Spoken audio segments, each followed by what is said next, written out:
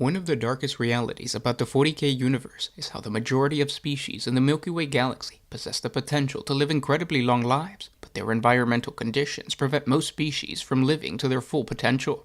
Their lives is cut dramatically short by the constant war that plagues the galaxy, and so many other factors that are easily preventable.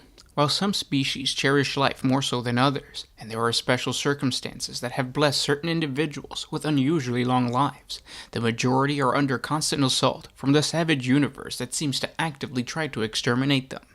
On this list, we will examine the natural lifespan of a given species, followed by how they value their existence, and how often they actually make it to that age.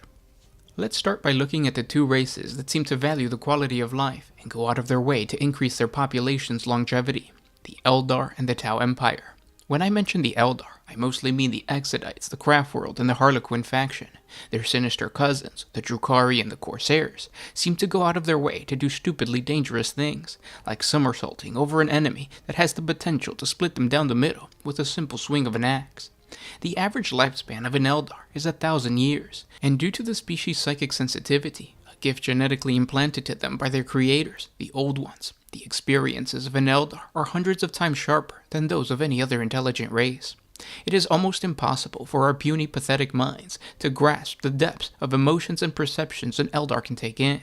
Because of this, an Eldari's 1,000 years would feel dozens of times more fulfilling than that of a human, even if the human could live that long. So much value is placed in the journey of life of an Eldar that they developed an entire society around teaching their population how to best experience life.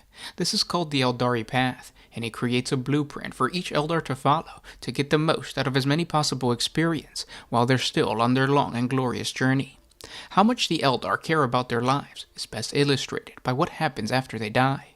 When an Eldar passes on, their essence is captured in a small precious gem called a Spirit Stone.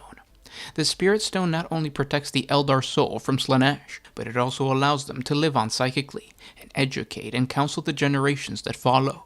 The importance of a long and fulfilling life is also showcased by how comfortable they are in their craft worlds. Each one has everything an Eldar civilization could ever ask for, and although some work is required to maintain these planet-sized ships, the quality of life on a craft world is far better than any life on a hive world or even an Ork camp. The majority of Eldar do make it to 1,000, and the most psychically powerful of them can even live for tens of thousands of years.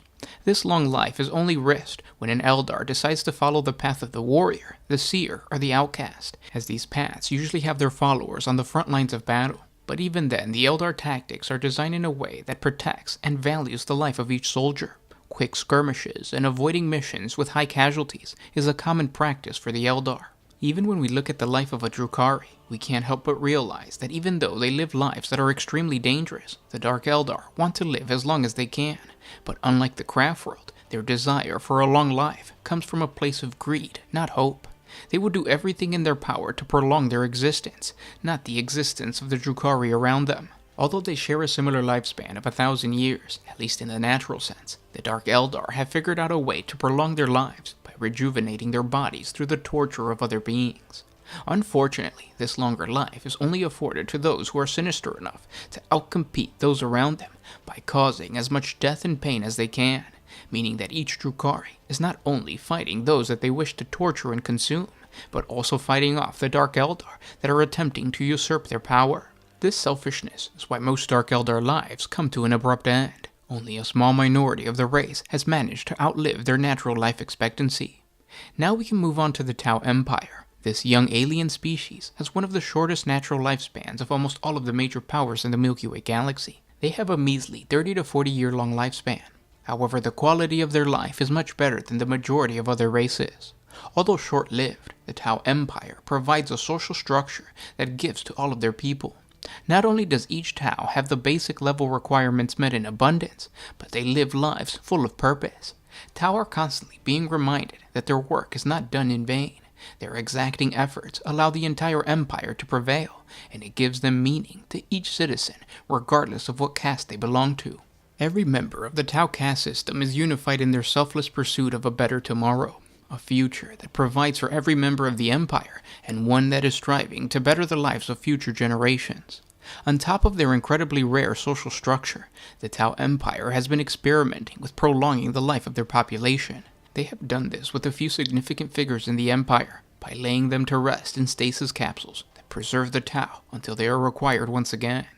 This process is obviously rare and only used in mass populations when a new planet is ready for colonization, but Earth-caste engineers are always looking for ways to prolong the species' life.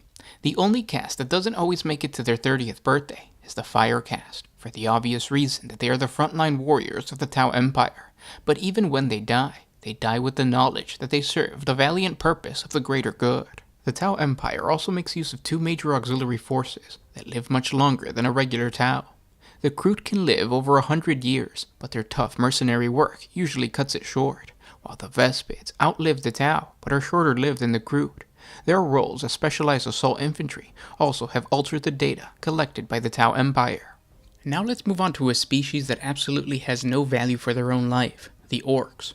The greenskin race is what we would consider a biological immortal being, meaning that as long as they aren't killed or get sick, the Orks don't die of old age. The secret to this longevity is a genetic cocktail of fungus and animal cell that not only allows an Ork to survive with almost no resources, but the spores that an Ork releases can grow the nourishment that is required to keep an Ork alive.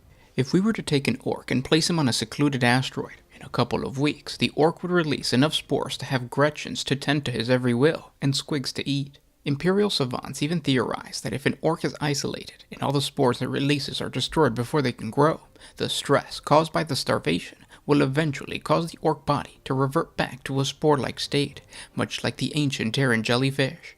However, this has never been observed, because no Ork specimen has managed to remain restrained throughout the entire experiment.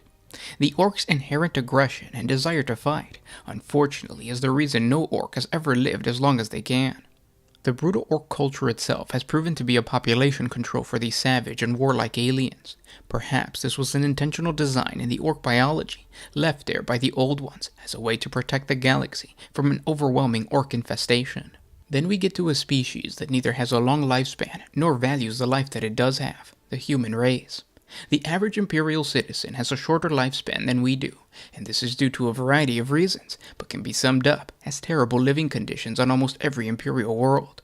From the smoke-filled waste of hive cities to the resource-depraved feudal worlds, the only humans that benefit from a long life are those lucky enough to be part of Imperial high society. These are the planetary governors, the rogue traders, the noble-born, the tech priests, and anyone that has money, power, or prestige to benefit from life extension technology. These methods are also as varied as the Imperial planets that they come from, but for the most part, a human can go through chemical rejuvenation, where drugs are used to repair damaged DNA and have the potential to prolong the life of a human to over 400 years. Then there's the augmentation process that can be used to replace vital organs, a common practice for most members of the machine cult. These bionics can stretch a human lifespan to over 500 years. And then there are those humans that use the powers of the warp to prolong their life. Psychers, such as navigators and astropaths, can use a combination of sorcery and warp manipulation to halt or slow down the aging process, extending their lives to hundreds of years. Some speak of members of the novice nobilite that live for thousands of years. And then there are the Space Marines, whose true lifespan is a mystery to many within the Imperium. The process of becoming a Space Marine definitely prolongs the life of an Adeptus Astartes, but due to their constant life of combat, few actually benefit from this incredibly long life. The oldest known Space Marine is over 10,000 years. To the Space Marines, a life cut short means nothing as long as they use that small amount of time to purge the enemies of the Emperor. Now we get to the mysterious Tyranids, which as far as we know, are ageless. So long as the Hive Fleet continues to find biomass to consume, the superorganism that is the Tyranid will continue to live, and even then it is unclear if the Tyranids have a way of hibernating between long periods of feasting, which theoretically has to have been the case when the Hive Fleet traveled the great void between galaxies. Even when a hive mind loses control of a bioform, the Tyranid will continue to live on until an enemy kills it, or the creature starves to death. And finally, the Necrons, a truly immortal race. The Necrons are soulless constructs that gave up their life during the War in Heaven. Even the Necron overlords are simply highly intelligent machines. If their bodies are destroyed, they simply return to their tomb world and take on a new body from their reserves. The Necrons, which were once the shortest-lived race in the galaxy, as they were known as the Necron tier, are now the only true immortal race in all of Warhammer 40K.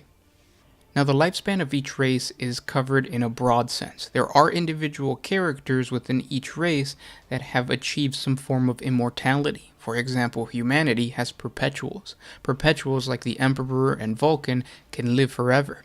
Even the Tau Empire has Farsight, who has the Dawnblade and seems to benefit from an abnormally long life.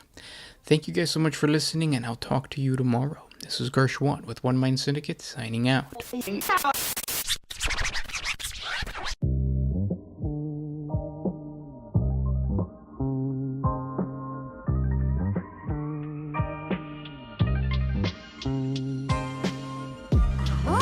used to put my freedom first in any